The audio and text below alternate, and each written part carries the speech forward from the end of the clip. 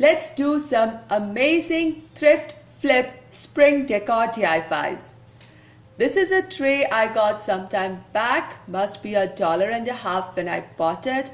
It had these beaded sides and it looked really good. It's heavy tray and I used it for decor, but it has lost its sheen. It doesn't look good anymore.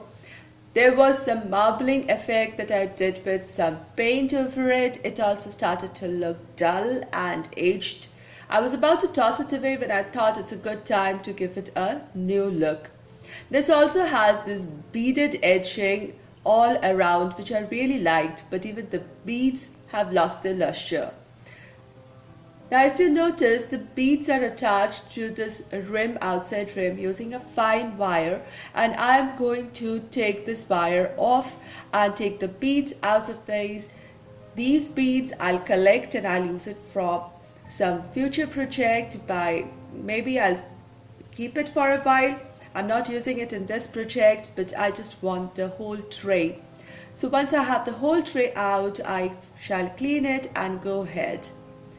So the first step was I wanted to give it a fresh coat of paint and I wanted it to look brand new, so I'm using sparkling white color for this. I'm using a sponge applicator to apply white paint all over the surface of my tray, even on the edges. So if one coat is not enough, I shall definitely repeat and do a second coat of white paint here.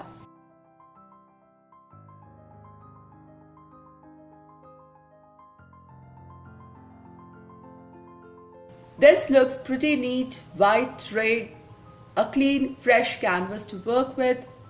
I found this vintage looking spring print from internet and printed it out on a A4 size paper.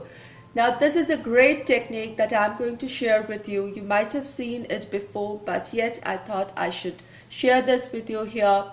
If you don't get a rice paper or a decoupage paper or a decoupage tissue to work with, and you have a print that you like and would want to decoupage, just print it on a regular A4 size paper and use it.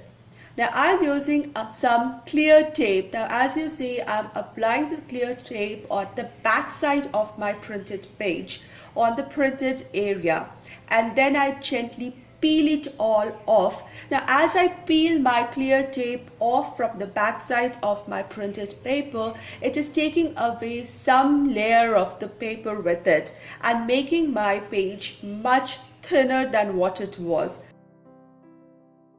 Now I keep repeating this process of applying the tape on the paper and peeling it off till I have finished all the printed area.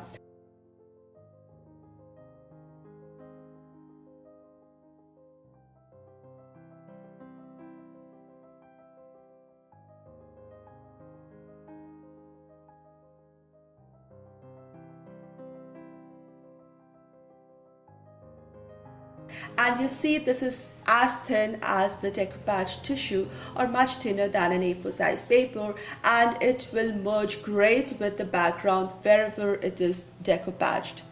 Now the next step is to tear my pattern out of this paper. Now I said tear, I always tear the decoupage pattern out and not cut it out, because I want the frayed edges which merges well with the surface.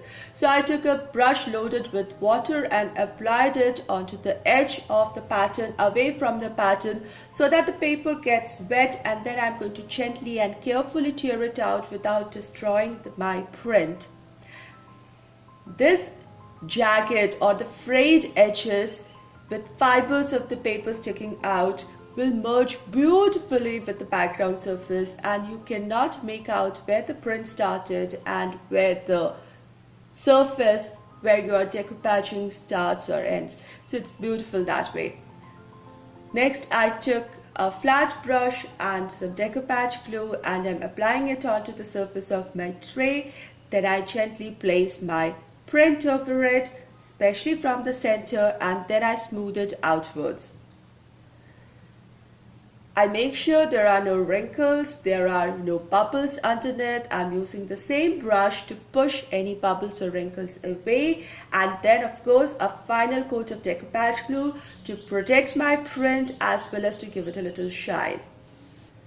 Now after the decoupage print was dry enough, I took some more white paint on my sponge and I'm applying it on the edges. You can still see the difference between the printed paper and the white tray. That's because even white has different shades and I need to merge it, make it look one piece, and I'm dabbing the paint all around the edges of my print so that once it's dry it looks beautiful.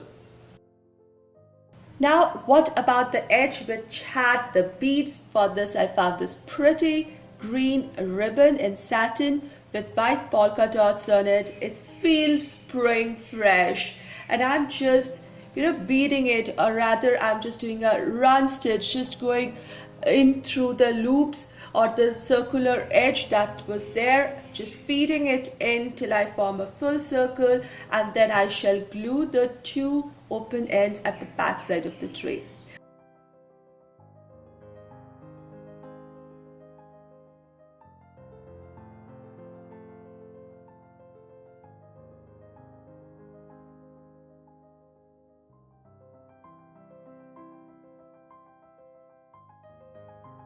Now to give it a more finished look, I found this ready floral at hand in my stash, and I shall glue it on the top where the starting and the ending point of the ribbon was. And I have my beautiful thrifted and flipped and makeover spring door hanger, wreath or a decor ready.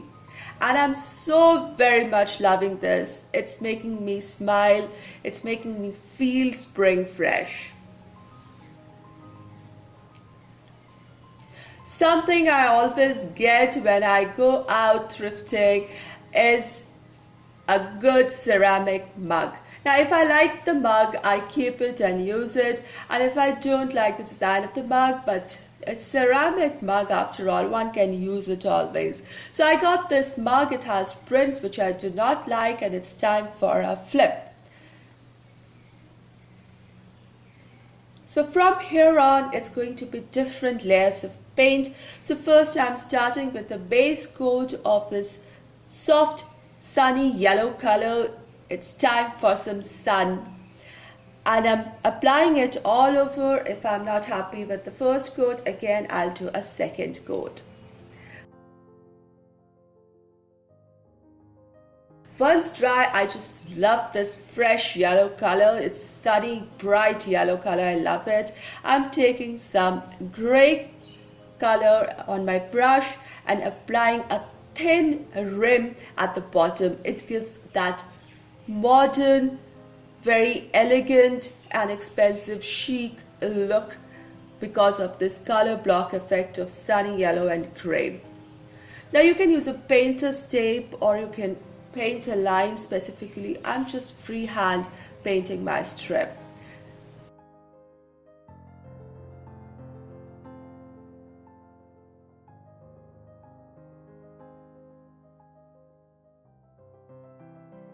Next, I took some acrylic paint in black color and a fine brush and making a pattern over it. You can make any kind of patterns or use stickers or labels as you please. I wanted to give it that beautiful boho, modern boho charm to it, and I'm making this wheat chaff or leaf kind of pattern or tree kind of pattern here.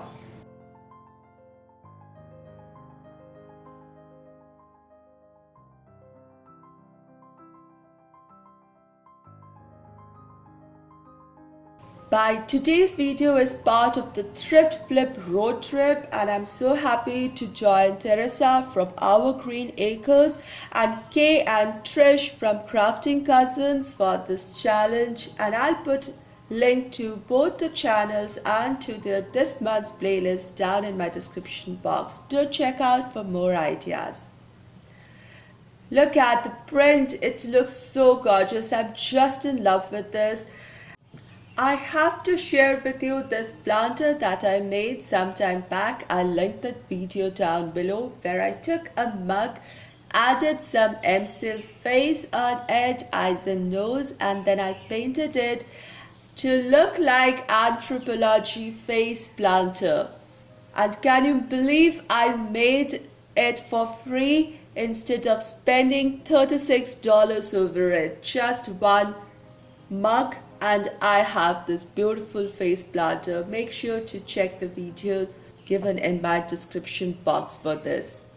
Now one thing I definitely want to tell you that if you can drill a hole in your mug, you can use it straight away as a pot. But if you cannot drill a hole like me, then it's difficult to use it as a pot. So use it as a planter. What I did is I took a plastic bottle of the size which can go inside my mug, cut it to the size that it cannot be seen from outside, and using a hot iron nail, I just made some holes at the bottom for the extra water from the soil to drain, and I planted my plant in this cut bottle, and this can go inside my freshly made planter. Remember the before what we started with is this dull dirty looking tray and ordinary mugs, and let's see what happened after the thrift flip makeover. And here are my two planters. They look gorgeous. I am so happy, so pleased with how these two have come up. They have this modern boho chic charm which is just absolutely gorgeous. I'm going to cherish this for years. Do let me know your thoughts about my today's DIYs down in the comment section below. I am so thankful that you have been supporting me so far, and if you are new here, do consider subscribing. And of course, if you like this video, do give it a thumbs up. I'll see you soon with another craft and DIY video. Until then, stay positive and be creative. Thank you so much, everyone.